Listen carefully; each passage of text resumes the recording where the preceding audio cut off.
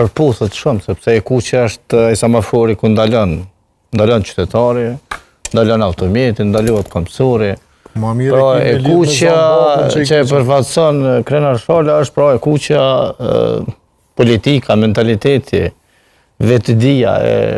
shumicës parlamentare, e cila e ka ndaluar Kosovën. Pra, kë 5 ditë që, po edhe 50 ditë letipen, ka qenë i paralajmëruar qysh para zgjedhjeve të 28 dhjetorit, sepse ju e dini që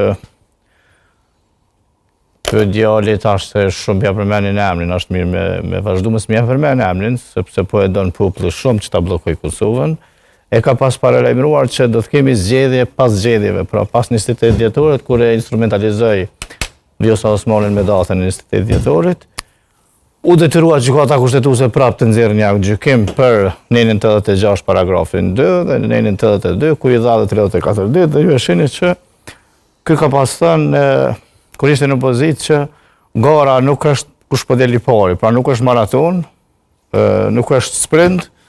kur ishte në pyetja atëherë që të zgjedhej, kur pati Vlani problemin sepse PDK-ja ishte shumicë në atë kohë, dhe gjithashtu thoshte që s'ka rëndësi kush i fiton votat, sepse edhe Hitleri kishte fituar votat. Prandaj nga ai mashtrim moralist